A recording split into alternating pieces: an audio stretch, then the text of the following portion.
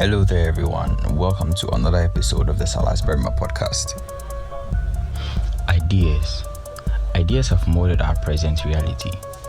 All that we are aware of is as a direct result of an idea or a thought had by somebody which went through a rigorous trial cycle to be acknowledged by the parts in the general public. Today, I want to talk about one of the most mind-boggling ideas, which is determinism and non-determinism.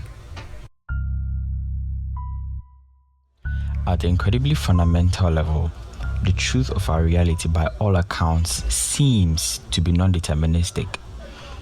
With this, we realize the universe has a base establishment, which isn't visible or felt by feelings of the human senses. Most people attribute this to being the spiritual or psychic phase, subliminal, or the ascension state. Then the external piece of the universe, which is the user interface, also seems to be by all accounts deterministic and can be repeated or predicted and even simulated. Nevertheless, all of these conditions of what compels up reality or makes up reality for the most part will overall be weaved with each other. Both of them seen by all accounts to be having two properties of being deterministic and non-deterministic all at once. Yet, what is reality? Reality is not something simple in itself. It's made of two overly jointed parts, like the tree of the knowledge of good and evil in the Garden of Eden, which appears to be separated from each other, yet in reality isn't every bit of relevant information to an account of its nature. This is the means by which the universe is and how to contemplate reality, both deterministic and non-deterministic in nature. For what reason do I say this? The universe is made up of matter. Matter, as we've been shown in schools, is conceivably anything by any means having mass in space. Mass here could be either negative mass or positive mass. It's not things we could quantify by the ordinary estimating gadgets we have only. Some mass estimations are significantly much more complicated. This is where we tend to watch out and go much deeper into the subject. In every bit of what matter is, there are particles about the quantity of Avogadro's number. What's more, taking each iota, we have particles within it. The electrons, neutrons, and protons make up the core of the atom, quarks and leptons, just to give some examples. Now, the particularly dazzling thing about the atom was that when it was first discovered or thought of in 450 BC by Democritus, he truly felt that the atom is resolute or cannot be further broken down past its limits. Isn't that supposed to be a wonderful idea? Voila! I have found out reality. But then, that was not the end. The reality of the universe on every basic level. The reality of the universe on a very basic level had all the earmarks of being unchangeable. We couldn't do a considerable amount of anything to change the texture of what reality was made of. We lived in it, and with profound review into the atom and what it's capable of, we were able to work out with high precisions what might occur on the off chance would happen per calculations and observations. To me, I think this is the basis of the deterministic idea. The world where everything, and I mean everything, can be predicted rightly if and only if the parameters for your prediction are right for the system that you... With this thought, we would think that the universe is deterministic in itself, but that is just half of the whole truth. Where did the idea of non-determinism come from? What is it? In simple terms, non-determinism described as when previous occasions can't be used to guess what will happen in the next second. even with a comparative kind of data. How? I thought we had it all figured out. Or the smart people we know now are the ones making mistakes and not thinking they are right. Fucking. I don't think so. Non-determinism counts for randomness. At this point, you're not so sure anymore.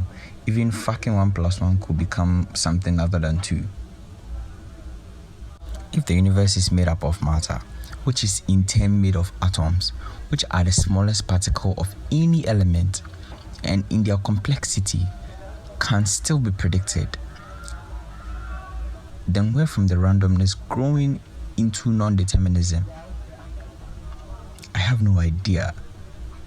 Crazy as it may sound, maybe the atom isn't the smallest after all. Maybe the atom can be split further and further into something much, much deeper than we already know. And maybe this is what the randomness of the universe is spilling out of. This then raises the question, what the fuck then is the nature of the reality? Is it deterministic or non-deterministic? Well, I think I have an answer. Reality, as I already said, isn't what we see. What we see and experience every day in our lives, it's just the user interface. The user interface is to help humans to interact with the physical world and to get exactly what we need. The interface provides an option to create something that we want in the light of past events. It must be within certain limits to disallow certain uncertainty from springing up. That is the reason we have rules and regulations in our society, our order. Without the user interface, the whole universe will fall into chaos and doom. That is what the physical universe seems so deterministic. Just so you can interact with the physical world without thinking about the nitty-gritty of what it's made of, so you could live, survive, and procreate to march evolution as a collective whole into a much more perfect state where our minds can comprehend other truths about the universe, of which we're so limited in our cognitive capacity to comprehend or understand. The true nature of the universe is the non-deterministic part, and you're not supposed to know us yet because it's ugly and very chaotic. So as humans, as people going about our day in activities, what do we have to do with this information?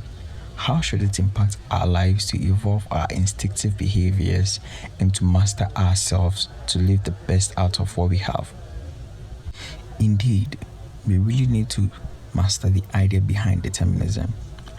We have to move with a clear and set goal, with significance. The failure of one to move without the ability to plan and set standards for his life makes reality really terrible, discouraging, and revolting for you, which in itself is something worth being thankful for, since it should move your psyche to see the universe in a manner that is reasonable and helpful for yourself and for anybody living in it. That is probably one of the ways we develop as a race and as people. If you want people to do something, either for you or for themselves or for the human race, you need to give them a reason to do so. Humans do things only when they see a sense in it. It could be in any form, self-satisfaction, whatever thing you think about, anything that you think you could do to get a person on board. So what's important to know right here? You need to get to know people, at a personal level at least. You need to study humans to know what makes them tick so that you could associate with them, or so they can get interested in you and like you. That's why relationships are important and it's a fundamental necessity for life. Give people undeniable reasons to do things or act. Be curious, ask questions, don't be shy. Be confident, move calculably and with intent. Let everything you do carry or flow with intent, no matter how small or obscure or vague or meaningless or foolish it may seem. Continue to do it, and you'll master the deterministic world sooner or later.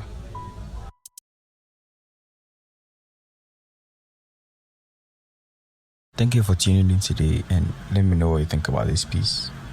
Till next time.